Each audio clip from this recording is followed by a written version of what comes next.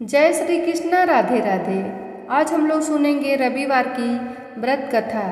सर्व मनोकामनाओं की पूर्ति हेतु रविवार का व्रत श्रेष्ठ है। इस व्रत की विधि इस प्रकार है। प्रातःकाल स्नान आदि से निवृत्त हो स्वच्छ वस्त्र धारण करें। शांत चित्त होकर परमात्मा का स्मरण करें। भोजन एक समय से अधिक नहीं करना चाहिए। भोजन तथा फलाहार सूर्य के प्रकाश रहते ही कर लेना उचित है। यदि निराहार रहने पर सूर्य छिप जाए तो दूसरे दिन सूर्य उदय हो जाने पर अर्घ्य देने के बाद ही भोजन करें। व्रत के अंत में व्रत कथा सुननी चाहिए।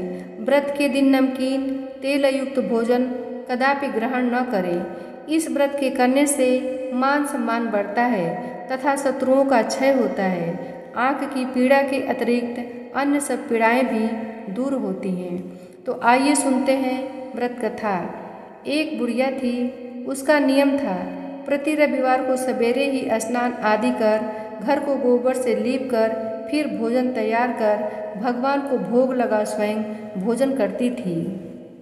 ऐसा व्रत करने से उसका घर अनेक प्रकार धन धान से पूर्ण था।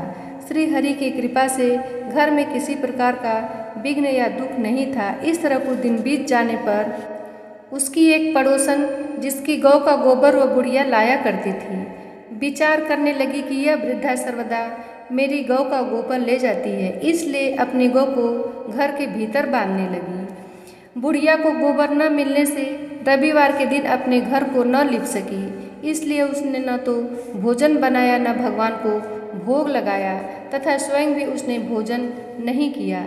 इस प्रकार उसने निराहार व्रत किया। रात्रि हो गई और वह भूखी सो गई।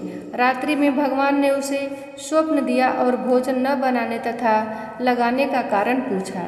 वृद्धा ने गोबर न मिलने का कारण सुनाया। तब भगवान ने कहा कि माता, तुमको ऐसी गौ देते हैं जिससे सभी इच्छाएं पूर्ण होती हैं, क्योंकि तुम हमेशा रविवार को गौ के गोबर से लीप कर भोजन बनाकर मेरा भोग लगाकर खुद भोजन करती हो।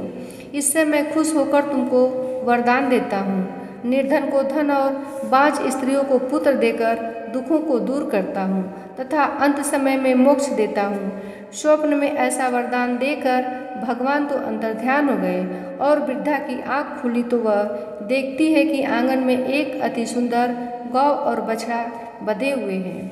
वह गाय और बछड़े को देखकर अत्यंत प्रसन्न हुई और उसको घर के बाहर बांध दिया और वहीं खाने को चारा डाल दिया। जब उसकी पड़ोसन बुढ़िया के घर के बाहर एक अति सुंदर गौ और बछड़े को देखा तो द्वेष के कारण उसका हृदय जल उठा और उसने देखा कि गाय ने सोने का गोबर किया है, तो वह उस समय गाय का गोबर ले गई और अपनी गाय का गोबर उसकी जगह पर रख गई। वह नित्य प्रति ऐसा ही करती रही और सीधी सादी बुढ़िया को इसकी खबर नहीं होने दी। तब सर्वव्यापी ईश्वर ने सोचा कि चालाक पड़ोसन के कर्म से बुढ़िया ठगी जा रही है, तो ईश्वर ने संध्या के समय अपनी माया से बड़े जोर की आंधी चला दी।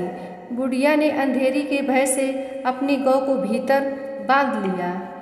प्रातःकाल जब वृद्धा ने देखा कि गौ ने सोने का गोबर किया है तो उसके आश्चर्य की सीमा न रही और वह प्रतिदिन गौ को घर के भीतर बांधने लगी और उसका सोने का गोबर उठाने का दांव नहीं चलता तो वह ईर्ष्या और डाह से जल उठी और कुछ उपाय न देख पड़ोसन ने उस देश के राजा की सभा में जाकर कहा, महाराज, मेरे पड़ोस में एक वृद्धा के पास ऐसी गौ है जो आप जैसे राजाओं के ही योग्य है।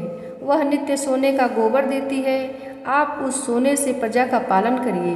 वह वृद्धा इतने सोने का क्या करेगी? राजा ने यह बात सुन अपने दूतों को वृद्धा के घर गौ लाने की आज्ञा दी। वृद्धा प्रातः ईश्वर का भोग लगा भोजन ग्रहण करने ही जा रही थी कि राजा के कर्मचारी गौ खोलकर ले गए। वृद्धा काफी रोई चिल्लाई, किंतु कर्मचारियों के समक्ष कोई क्या करता। उस दिन वृद्धा गौ के वियोग में भोजन न खा सकी और रात भर रो रो कर ईश्वर से गौ को पुनः पाने के लिए प्रार्थना करती रही। उधर राजा गौ को देखकर बहुत प्रसन्न हुआ, लेकिन सुबह जैसे ही वह उठा सारा महल गोबर से भरा दिखाई देने लगा। राजा यह देख घबरा गया। भगवान ने रात्रि में राजा को स्वप्न में कहा कि हे राजा, गाय वृद्धा को लौटाने में ही तेरा भला है। उसके परिवार के व्रत के कारण प्रसन्न होकर मैंने उसे गाय दी थी। प्रातः होते ही राजा ने वृद्धा को बुलाकर बहुत से धन के साथ सम्मान सहित गौ बछड़ा लौटा दिया। इतना करने के बाद राजा के महल से गंदगी दूर हुई। उसी दिन से राजा ने नगरवासियों को आदेश दिया कि राज्य की तथा अपनी समस्त मनोकामनाओं की पूर्ति के लिए रविवार का व्रत करो। व्रत करने से नगर के लोग सुखी जीवन व्यतीत करने लगे। कोई भी बीमारी तथा प्रकृति का प्रकोप उस नगर पर नहीं होता था। सारी प्रजा सुख से रहने लगी थी।